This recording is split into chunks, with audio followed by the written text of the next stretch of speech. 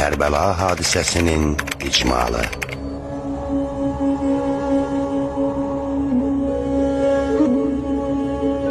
Hicrətin 60-cı ili, Rəcəb ayı, Mədinə şəhəri.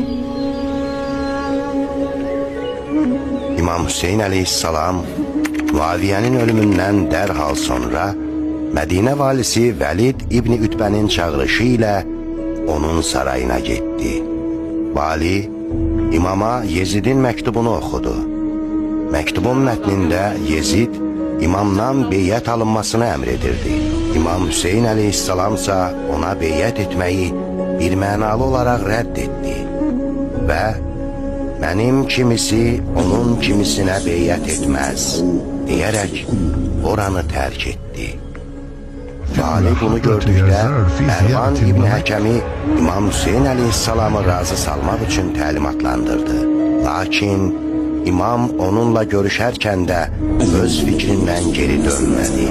Bu, İmamın Mədinədəki son günləri idi. O, öncə qardaşı Ömər İbni Əli, sonra isə Muhammed Hənəfiyyə ilə görüşərək başına gələcəklər və həcc ziyarəti üçün Məkkəyə gedəcəyi barədə söhbətlər etdi. Görüşdüyü şəxslər arasında Peyğəmbər sallallahu aleyhi və səlləmin əzəmətli xanımlarından olan Ümmü Sələmə də vardı. Xanım, İmam Hüseyin əleyhissalamdan İraqa getməməsini istədi. Bildirdi ki, Peyğəmbər salavatullah sağ ikən ona şüşə qaba tökülmüş bir qədər torpaq verərək buyurub, övladım Hüseyin İraqda qətlə yetiriləcək. Bunu eşidəndə İmam Hüseyin əleyhissalam öz kəraməti ilə Ümmü Sələməyə şəhid olacağı yeri göstərdi və oradan bir ovuc torpaq götürüb başqa bir şüşə qaba tökdü.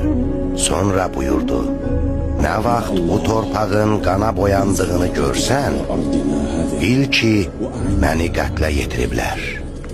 Doğrudan da Aşura günü günortadan sonra xanım şüşəyə baxarkən hər iki qabdakı torpağın qana boyandığını görüb fəryad etdi.